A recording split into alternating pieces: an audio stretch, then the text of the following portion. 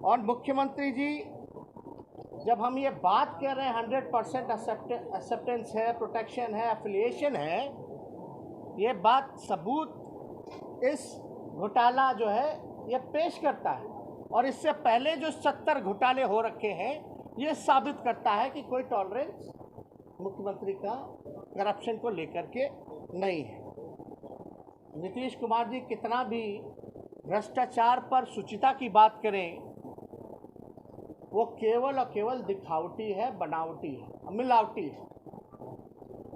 वो भ्रष्टाचार पर शुचिता नहीं बल्कि भ्रष्टाचार पर सुविधा का काम जो है नीतीश कुमार जी कर रहे हैं पूरी तरीके से।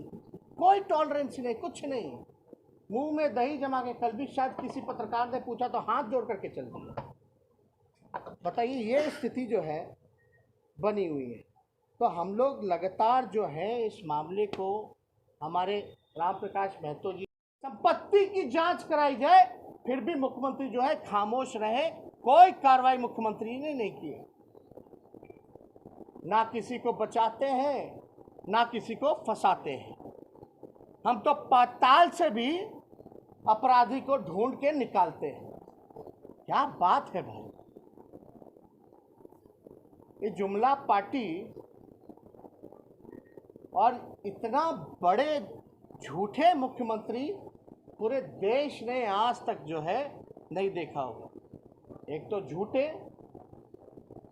एक तो बढ़ावा देने वाले करप्शन, भ्रष्टाचार को, और ऊपर से जो है आप देखिएगा मुख्यमंत्री इतने डरपोक और कमज़ोर। माफ़ कीजिएगा, अगर हम मुख्यमंत्री को डरपोक और कमज़ोर कह रहे हैं तो बहुत लोगों को बुरा लग सकता है, लेकिन ये जो सारी कार्रवाई है ये यही दिखाता है कि मुख्यमंत्री डरे हुए हैं और कमज़ोर हैं। और हमने तो पहले भी कहा था ये थके हुए मुख्यमंत्री है, ये पूरी तरीके से थक चुके हैं। इनका जो है कोई दिलचस्पी बिहार के जनता और बिहार के कल्याण में नहीं रहा। इनको केवल और केवल अपनी कुर्सी बचानी है। नीतीश कुमार मुख्यमंत्री बने रहे, इसके लिए चाहे CCC, क्राइम, कम्युनलिज्म, करप्शन से भी कॉम्प्रोमाइज करना पड़े तो भी मुख्यमंत्री तैयार हैं। अपराधियों को बचाओ, अपराधियों को संरक्षण दो, ये सब खेला जो है बिहार में हम लोगों ने, इनके शासनकाल में हम लोगों ने देखा। तो हम ज़्यादा कुछ नहीं कहेंगे। हम चाहेंगे कि राम प्रकाश महतो जी इस पे जो है कुछ बात कहें और उसके बाद आप लोगों के सवाल को हम लेने का काम करेंगे। और ये कोई विषय है भी नहीं, इससे कोई जनहित का कल्याण की भी बात नहीं। अरे भाई, हमको जो कहना था हमने तो खुल करके कह दिया है। ये विषय अभी उसका नहीं है। हमको जो कहना था कह दिया ना। मेरी सरकार है क्या? एक सवाल है, आप केवल प्रेस कॉन्फ्रेंस करेंगे पूरे मसले को लेकर? आपके पास सबूत भी है, जब सब जगह छप भी चुका है, केवल आप प्रेस कॉन्फ्रेंस करेंगे कि सड़कों पे उतरेंगे या कुछ करेंगे भी? अब तो इनिशिएटिव लेंगे। अब तो देखते हैं सरकार क्या करती है। ये बड़ा अद्भुत है आज के ज़माने में, जो एक्सपेक्टेशन होता है सब विपक्ष से ही होता है। सरकार जो है कुछ करेगी कि नहीं करेगी भाई? विपक्ष की जो भूमिका है, अगर कोई गड़बड़ घोटाला हो रहा है तो उसको उजागर करें, त्रुटियों को सुधारें। अब लोग कहते हैं कोर्ट, नहीं, हर बात पर कोर्ट ही जाना, तो विपक्ष का असेंबली में काम क्या रह जाएगा? इसमें लिखा गया है contract worth 53 crore to deputy CM family aides. ये साफ तौर पे ये है। आज एक और आर्टिकल आया है, 80 crore deal for JDU leaders family, ex ministers nephew, is long list of VIP contractors. और ये जो अखबार में जो छपा है, अंग्रेजी अखबार में, इससे पहले ये घोटाले का पर्दाफाश हमारे राम प्रकाश महतो जी, जो कि कटिहार से इस बार प्रत्याशी रहे, उन्होंने किया था।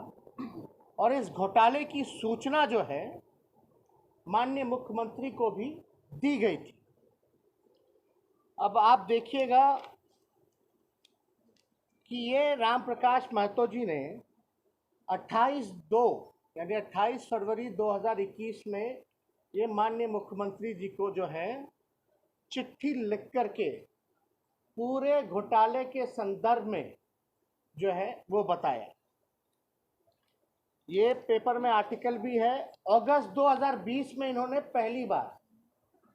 अगस्त 2020 में पहली बार जो है इन्होंने इस घोटाले की पर्दाफाश किया, लेकिन 20 अगस्त 20 के बाद भी जो है कोई जांच नहीं हुआ। तो इसके बाद जो है फरवरी 21 में इन्होंने आदरणीय मुख्यमंत्री जी को चिट्ठी लिख करके जो है सूचित करने का काम किया गया। अगर आप इस घोटाले की बात करें तो ये सप्लाई जो है जल का लोगों के घर तक नहीं पहुंच रहा, लेकिन जो धन का जो सप्लाई है सरकारी तिजोरी से सीधे बीजेपी और जेडीयू के मंत्री और नेताओं के अकाउंटों में पहुंच रहा है। और हम तो कहना चाहते हैं ये नल जल योजना नहीं बल्कि नल धन योजना है। ये नल धन योजना जो केवल भ्रष्टाचार का ही इसमें आप देखेंगे तो खेल पूरी तरीके से हुआ। ये 50 पंचायत का जहां ये योजना सही से काम कर रहा हो, हर जगह केवल भ्रष्टाचार है और जेडीयू और बीजेपी के नेताओं को कॉन्ट्रैक्ट लगातार दिया जा रहा है। अब डिप्टी सीएम पे आरोप लग रहे हैं कि उनकी जो बहू है, उनके जो साले हैं, उनके कंपनी को जो है कॉन्ट्रैक्ट मिला। अब अगर आप डिटेल में जाइएगा तो कंपनी का नाम है, 2 कंपनी है, जीवन श्री इंफ्रास्ट्रक्चर प्राइवेट लिमिटेड और दीप किरण इंफ्रास्ट्रक्चर प्राइवेट लिमिटेड। कंपनी के डायरेक्टर उप मुख्यमंत्री के साले और दामाद हैं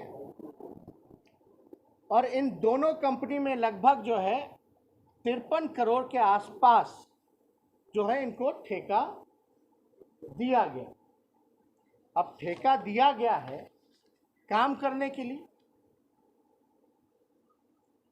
लेकिन पीएचडी डिपार्टमेंट का जो नियमावली कहता है कि ठेका किसको मिलना चाहिए, टेंडर किसको अवार्ड होना चाहिए, पीएचडी का साफ है कि कोई अनुभव सरकारी काम में उस कंपनी का होना चाहिए।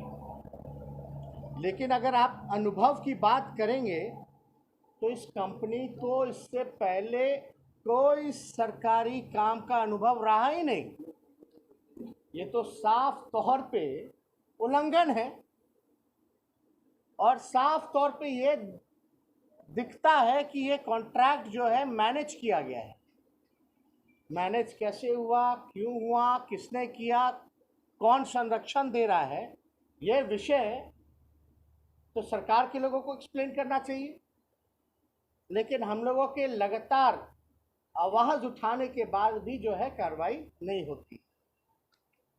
आप देखिएगा, हमारी तो छोड़िए, हम तो कह ही नहीं, ये पूरी तरीके से फर्जीवाड़ा हुआ है। जो तारकिशोर जो उप मुख्यमंत्री हैं, जिसमें उनके दामाद, पुत्र, बहू और साले हैं जिस कंपनी में, वो खुद मानती है कि उनका अनुभव नहीं है। कंपनी खुद मानती है कि उसका अनुभव नहीं है और खुद मानती है कि सरकारी काम वो नहीं कर रहे, इस योजना के तहत कोई काम नहीं कर रहे। लेकिन पैसा कैसे उठा रहे हो, आपको अवार्ड कैसे हुआ? अगर ऑडिट रिपोर्ट कंपनी का जाइएगा तो कंपनी खुद स्वीकार कर रही है ऑडिट रिपोर्ट में कि वो कोई सरकारी काम नहीं कर रहे हैं।